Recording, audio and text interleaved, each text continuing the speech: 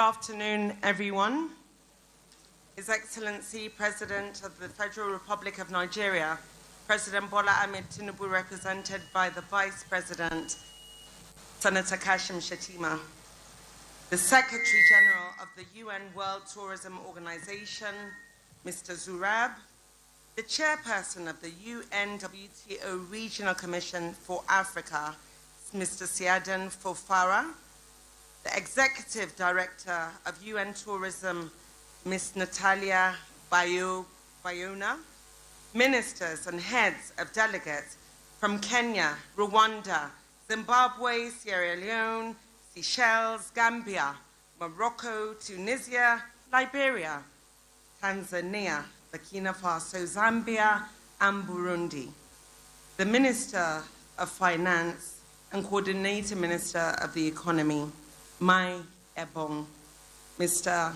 Wale Edun, the Minister of Women Affairs, Hajia Iman Suleiman Ibrahim, my sister, my beautiful sister, the Minister of State for Finance, my friend, my sister, Dr. Doris Azuka, Special Advisor of Information. Sorry, I get so emotional when I'm talking about Nigeria. The PAMSEC, Ministry of Agriculture, Tourism and Creative Economy, Dr. Mukhtar, the Director General of agencies under my ministry. I have the best Director Generals of agencies under my ministry, people who know about the industry, who are so committed and passionate about the industry, members of the Diplomatic Corps, distinguished senators, and honorable members present here today, members of the press, ladies and gentlemen. It is an honor to welcome you to Abuja for the 68th meeting of the WN Tourism Regional Commission for Africa. We are deeply grateful to His Excellency President Bola Ahmed Tinubu, whose renewed hope agenda continues to guide our sectorial transformation and where unwavering support has brought us together here today. Africa stands at the forefront of change. Africa stands at the forefront of revolution. The 21st century demands that we build economies, not just from the ground, but from the very soul. And here in Nigeria, we are answering that clarion call with a bold shift from the resource dependency to people-powered prosperity through tourism, culture, and the creative economy, and of course, of the arts. This is where we thrive as an African people. This is our identity, our ideals, our values, and our tradition. And we have to tap into the rich resources abound within that. This year's theme, boosting social impact and education and tourism through AI, innovation and creative industries, underscores this point. But the future of African posterity depends on how boldly we harness our culture, creativity, and technology to empower people. And you can see in Nigeria, that is what we are doing. Everywhere in the world, the global community is excited about the identity of Nigeria. It is not because of our oil. It is because of our content, our talent. It is because of our culture, and it is because of our energy as a people.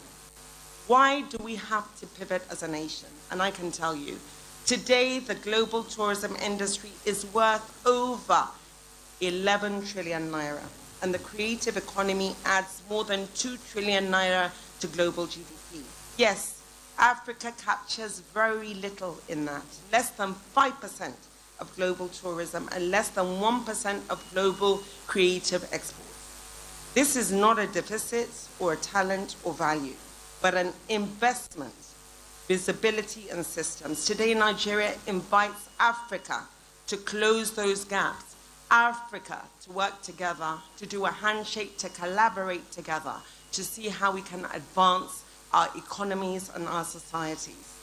Nigeria's private sector playbook, it is very important. In whatever we do, we marry it in and weave it in with the private sector. Private-public partnership is the way to go.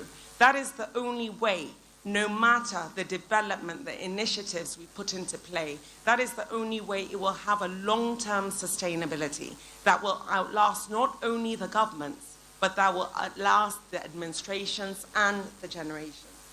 Guided by His Excellency's Renewed Hope agenda, we are pursuing a private sector-led model. Only yesterday, I'm excited to say that we in the Ministry of Art, Culture, Tourism and the Creative Economy unveiled the 4,000-seat MEFA Arena in Abuja's Arts and Creative and Cultural Village, a new stage for concerts, fashion shows and exports. So I tell you, within the next year, you will be able to come and enjoy the expression, the music, the beauty, the dynamism of Nigeria on Nigerian soil in a Nigerian arena. I often say that as a Nigerian, it is very sad for me to listen to Afrobeats. And if I want to listen to Afrobeats in an arena, I have to travel to another country because Nigeria does not have an arena. This is the kind of infrastructure that we have to put in place, not only to bring the world through tourism to our very shores, the likes of Beyoncé's, the likes of Bono's, the likes of anyone that you can say can perform as long as you give that infrastructure for them to be able to bring that value in. Only in Lagos, we are also partnering with a global giant, Oakview Group and Live Nation, to develop a Lagos arena. I mean, if you're talking about building infrastructure and tourism within the creative space, you can't do it without going to Lagos. So we are bringing Lagos the arena that it has deserved for the last many decades. This will be a venue that will anchor West Africa's live entertainment circuit, and we invite every part of Africa to come and enjoy the music and the expression and the content that we have on Nigeria in Nigerian soil.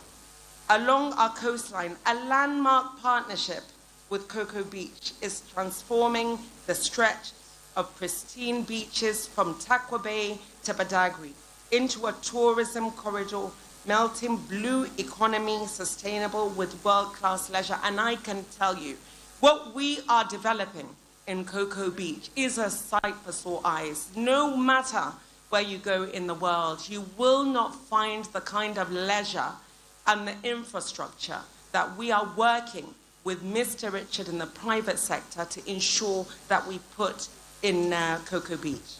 And these are not just buildings. They are beacons of new visions. It is a vision. They are part of a broader strategy that includes the Creative Economy Development Fund and the Creative Leap Acceleration Program, which we have already announced. I think last year we announced CLAP. This year we announced CEDF, which nurtures the very next generation and of filmmakers, fashion designers, and digital innovators who will provide the content that will drive tourism and the Nigeria Everywhere brand. Ladies and gentlemen, this was a line that I borrowed from the VP himself. 1 out of every 5 African is a Nigerian. 1 out of every 8 black person in the world is of Nigerian descent. So somehow, somewhere, a black person on the global community probably has Nigerian. So our flagship soft power platform, now driving a 14-point rise in Nigeria's global cultural index. It is that content that we want to leverage on, the interest that the global community has in Nigeria to bring visitors through tourism into Nigeria. To coordinate infrastructure, we've also established the Creative and Tourism Infrastructure Corporation, which is converting public heritage assets into commercial and sustainable tourism destinations through innovative PPP models. Brand Nigeria, festivals, and more markets. Under the Destination 2030 Nigeria Everywhere brand, we are activating a sensational tourism calendar that turns culture into genuine demand. Niger Season, a series of cultural events from around the country from October to January. Capital Vibes, a brand that will turn our FCT into a hub of cultural activities over the summer months. And of course, Dirty December. We are hoping that this year and the years to come, we're gonna make this December a lot more dirty.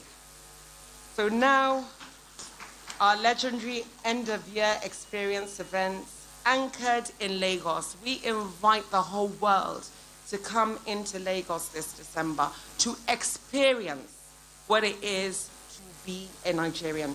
And then we have Homecoming East, a spotlight on our southeastern region.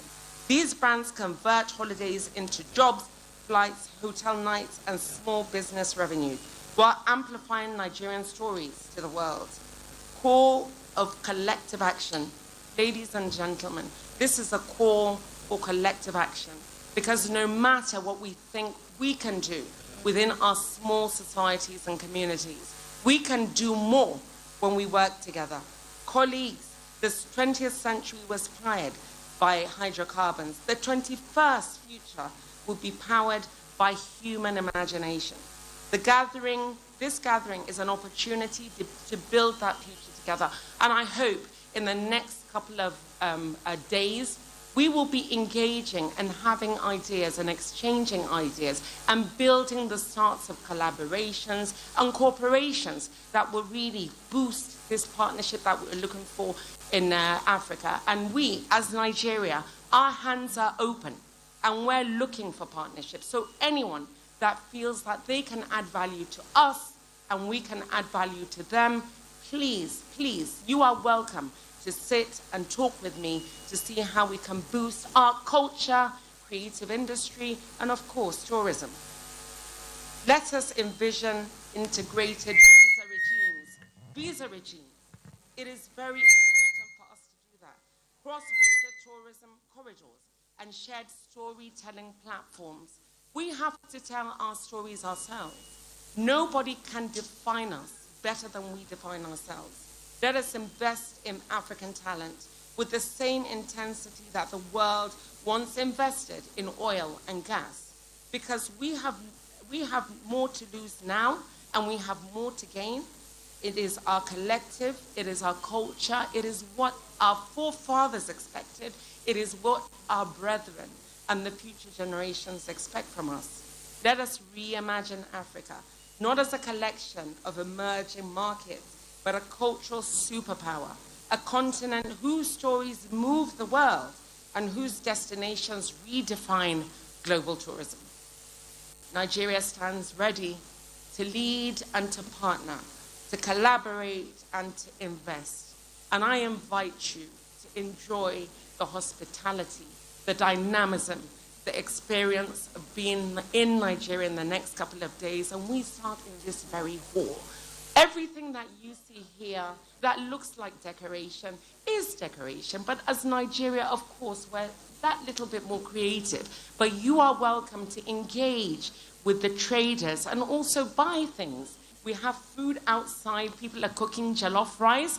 And I know my brother from Ghana would disagree, but Nigerian jollof still happens to be the best. However, because Nigeria is a partner in progress, Nigeria, Ghana, and Senegal, under my ministry, under gastronomy, will be working together, hopefully, to develop a unity jollof in the interest of Africa.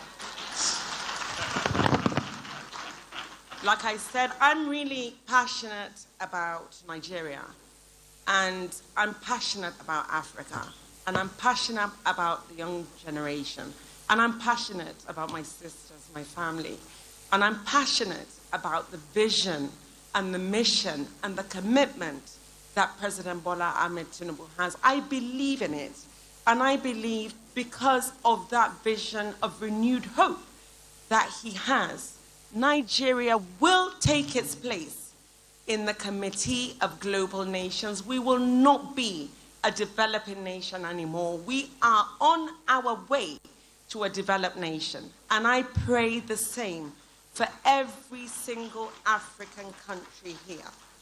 Let us rise together, ladies and gentlemen. And I thank you and I welcome you to the great and vibrant and wonderful country that is called Nigeria. Thank you.